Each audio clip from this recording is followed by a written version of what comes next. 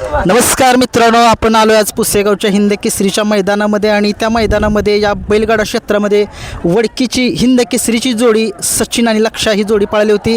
आणि नक्कीच संबंध महाराष्ट्राला माहीत आहे, ही आदतमधली वासरं आहेत आणि नक्कीच या आदत वासराने कशी कमाल केली, आज सेमी काढलाय. आणि नक्कीच सचिनचं नियोजन कसं झालं होतं बोला की सांगा की एवढं नाही. सचिनचं नियोजन म्हणजे आमच्या मनात होतं की काहीतरी नवीन घडावं, पण आम्ही नियोजन असं केलं की पहिली जी हिंद केसरी जोडी आहे तीच हिंद केसरी जोडी या बी हिंद केसरी मैदानाला पळावी अशी आमची इच्छा झाली. म्हणून आम्ही तीच जोडी परत एकदा या हिंद केसरी मैदानासाठी काढली आणि त्या जोडीनं आमचं काम केलं. नक्कीच चांगली जोडी पळाली आणि नक्कीच काय जोडी पळाली. आदतमधली वासरे सगळ्या महाराष्ट्रानं बघितले. पुसेगावचं हिंद केसरीच्या मैदानामध्ये एवढी चेष्टा नाही, टॉपचे नंदी या मैदानामध्ये आहेत आणि त्यात गट ठीक आहे, सेमी काढणं बी एवढं पॉसिबल नव्हतं, पण ते पॉसिबल केलं आणि पब्लिकने गाडी. त्याच्याबद्दल काय सांगाल? त्याबद्दल काही नाही, पण सचिनला लक्षाची आणि लक्षाला सचिनची दोघांना एकमेकाची साथ मिळाली, त्यामुळं गाडी खूप स्पीडने पळाली आणि खूप असं त्यांनी नावलौकिक केलं.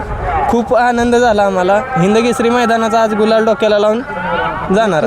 तुम्हाला वडकीचा हिंद केसरीचा गुलाल पडला आणि त्यात आणखीन पुसेगावचा गुलाल तुमच्या सचिनवरती पडला, लक्षवरती पडला. याच्याबद्दल काय तुम्हाला म्हणणं आहे? काय नाही, त्याबद्दल खूपच आनंद आहे. आमची शेवटची इच्छा त्यांनी पूर्ण केली आमची. खूप असं त्यांनी आनंद दिला आम्हाला. सचिनने तुम्हाला जे पाहिजे होतं तेच मिळवून दिलं तुम्हाला. 100% तेच दिलं. नक्कीच प्रत्येकाला अपेक्षा असते की कम से कम पुसेगावचा गुलाल पाहिजे आणि तो सचिनने मिळून दाखवला. आणि मी तुम्हाला माहिती आहे, मी घरून व्हिडिओ बनवायचो, सगळ्या महाराष्ट्राला माहिती आहे मी घरून व्हिडिओ बनवायचो. परत खूप साऱ्या कमेंट्स होत्या. मी शाहिद भाई जे सचिनचे जे मालक आहेत त्यांना तुम्ही फोन लावा, त्यांना विचारा. त्यांनी आपल्याला अगोदरच फोन केलेला की माझ्या सचिनची मुलाखत घेऊन टाक एकदा.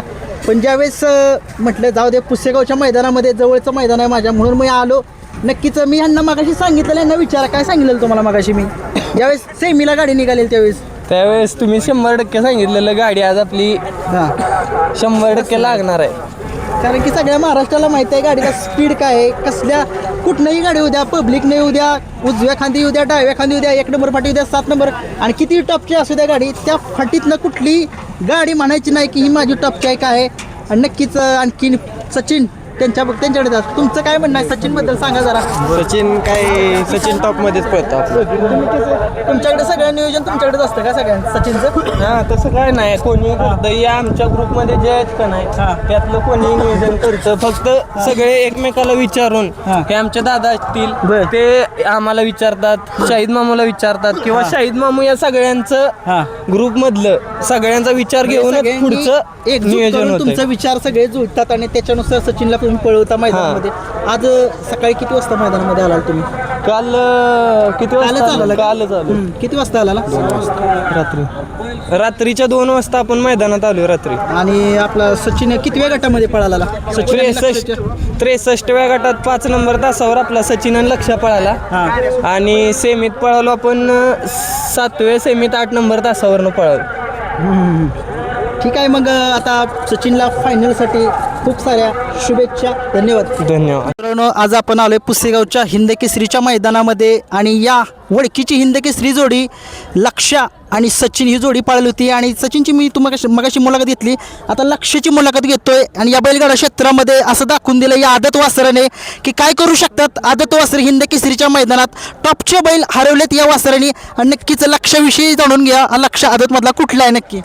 लक्षात तसा ओलकड, वनवास माचे आणि आंबेगाव ती नाव पळतो आपला तसा बैल. पैरा वगैरे कसा जुळून आला? पहिरा म्हणजे आम्ही पळवणारच नव्हतो. म्हणजे पुसेगावला वासरू वाईस थोडं म्हणजे अवकाळ असल्यामुळं नाही नियोजन करायचं चाललं होतं. सगळ्याच्या मते आलं, म्हणजे पब्लिकचं पण म्हणण्यात आलं की नाही पळवलीच पाहिजे.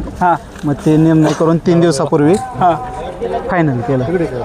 काय कसं नियोजन, म्हणजे किती वाजता आला रात्री तुम्ही? रात्री नाही, आम्ही सकाळी पहाटे 4ला आलाय. कोणत्या गटामध्ये गाडी? 61 गटामध्ये नाही, 63 मध्ये आणि 7व्या सेमीत पळाला. नक्कीच काय सांगाल, गट काढला त्यावेळेस काय आनंद होता तुमचा? गट काढला म्हणजे तसं म्हणजे थोडं गट ठीकठाकच वाटत होतं आपल्याला निघल असं वाटत होतं सेमीचंच वाईस थोडे नामांकित नंदी असल्यामुळं थोडा विचार करायला लागला पण तसं तेवढं त्यानं दाखवून दिलं. त्यानं दाखवून दिलं आदत वासर काय करू शकतात. नक्कीच ज्यावेळेस सेमीला गाडी खाली पळायला गेली त्यावेळेस मनामध्ये काय चाललेलं? मनामध्ये काय नाही सेवागिरी महाराजांचा आशीर्वाद मिळावा एवढंच अपेक्षा होती. नक्कीच गाडीनं कशी कमाल केली सांगाल, या गाडीविषयी काय सांगाल? गाडी तशी चांगली पळते वडकी मैदानामध्ये पण चांगलीच पळाली.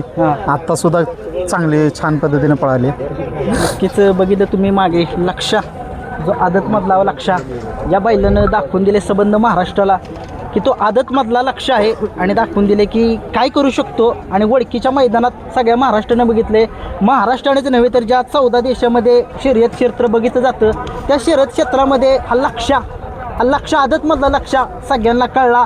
आणि नक्कीच गुलाल 100% आज मिळालाय. त्या गुलालाविषयी काय सांगाल तुम्ही?